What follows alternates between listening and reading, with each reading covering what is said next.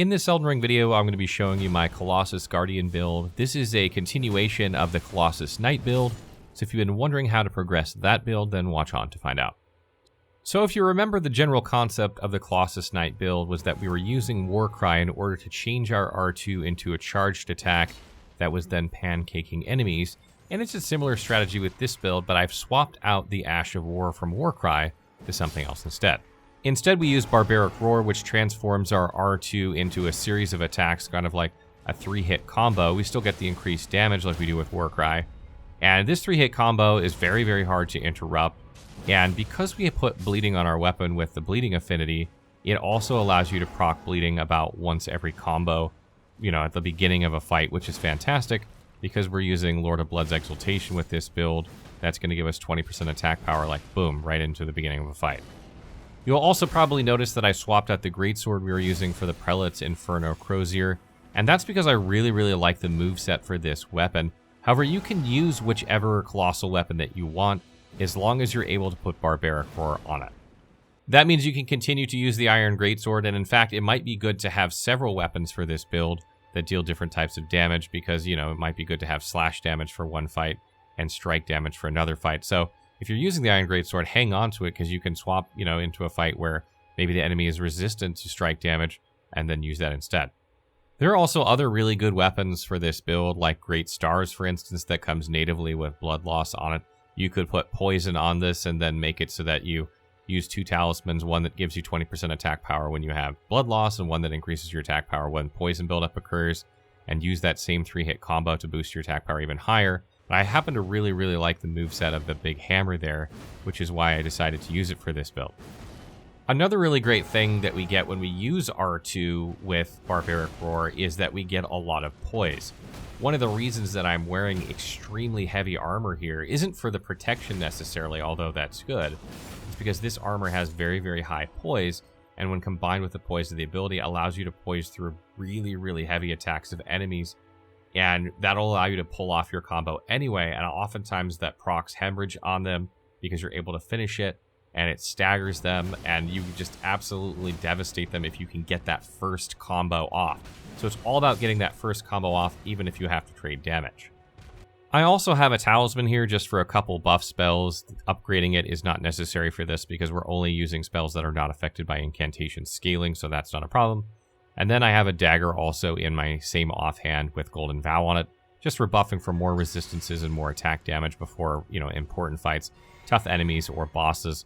You're not going to use it very often, and it's very, very light, so it's not going to add too much to your equip load.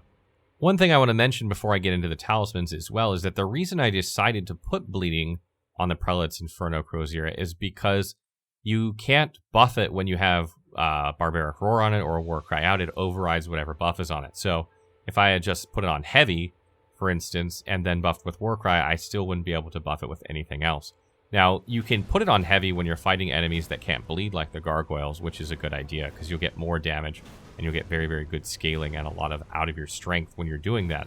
The rest of the time, there are a lot of enemies that bleed very effectively, and you're going to get more damage out of those bleed procs than you will with that heavy strength. When it comes to talismans, I have the Green Turtle Talisman, the Roar Medallion, Axe Talisman, and Lord of Blood's Exaltation. The Green Turtle Talisman is pretty self-explanatory. You chew through stamina because this weapon takes a ton when you swing it. You need to get it back quickly so you can go back to swinging. Roar Medallion is there because it buffs your damage after you use Warcry, just the same way it did in the last build. That's why we continue to use it.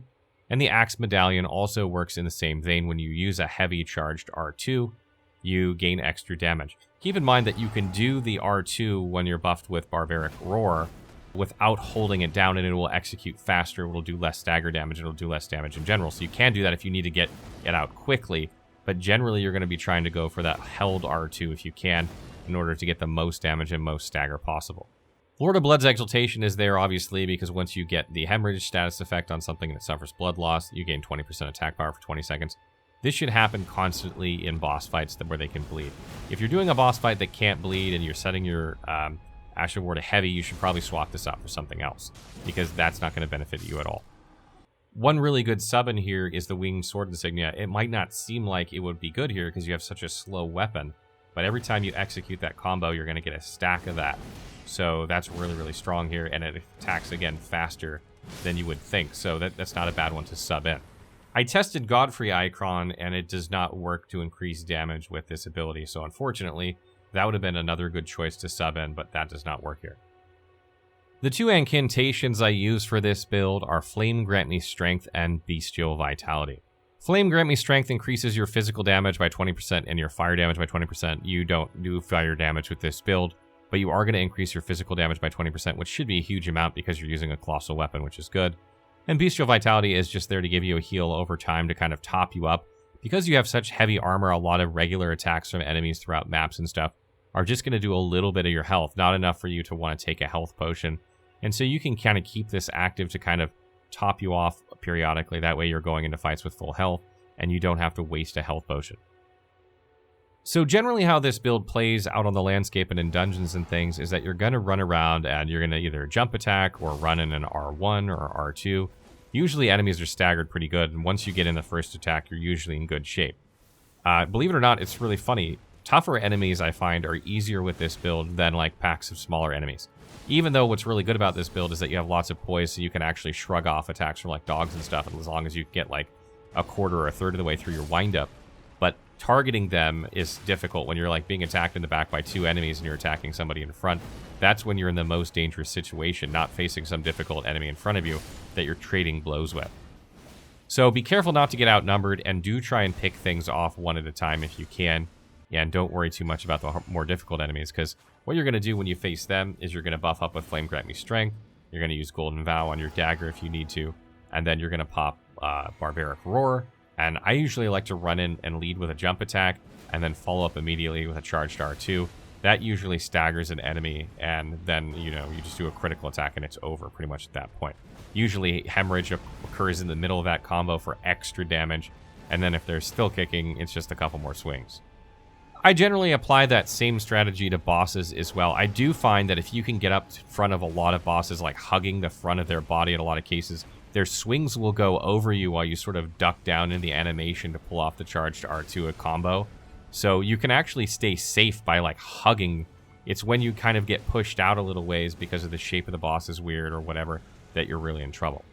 Also, you sort of need to learn to anticipate with some bosses to use the charged R2 while they're walking towards you or moving towards you, so that by the time they reach you, you're already mid-swing and you're not getting interrupted.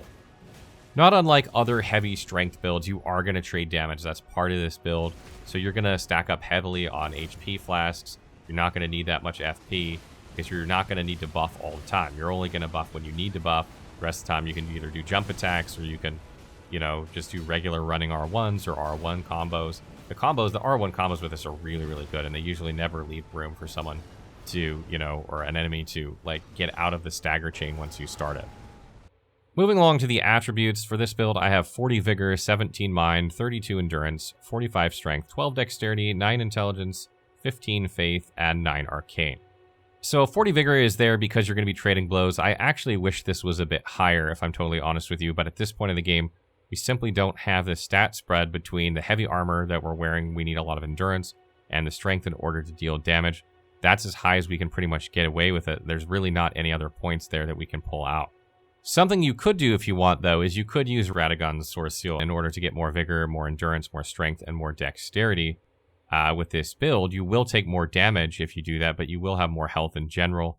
You will have more equip load, so you can pull some points out of endurance that you could then stick into strength.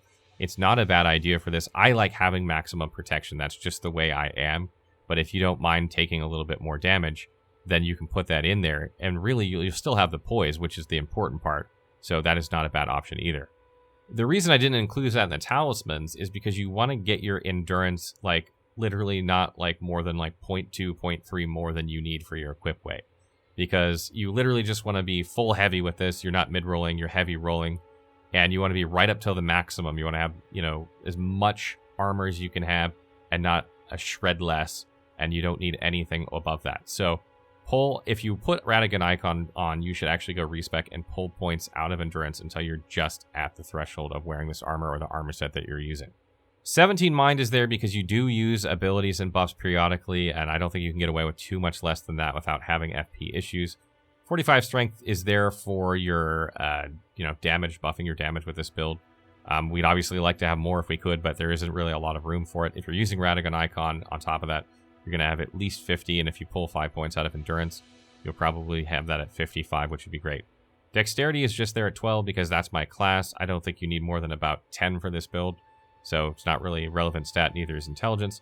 Faith 15 is for Flame Grant Me Strength. That's a 20% damage buff for 30 seconds. I think it's worth having that. I was a Confessor for this build, so it was 1 point of Faith for me. That may vary depending on what class you selected, so if you need to put like 7 or 8 points there in order to get that, it might not be worth it. Or you might have to use Radagon's Source Seal in order to be able to get those points pulled out of endurance to stick in there. And Arcane actually increases your damage with the weapon if you have it on the bleeding affinity and increases your bleed buildup, but it has descaling, so it's not super effective, so we're not really worried with it.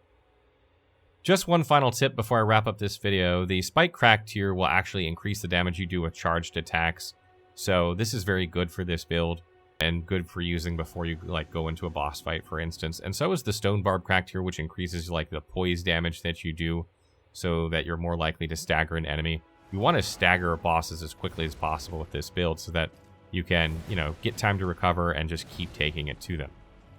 That wraps up our Colossus Guardian video. I don't know what build I'm going to do next. I see some people asking for an update to the Sorcerer build, but I feel like there's probably a few builds out there that I just want to make that are not continuations of other builds.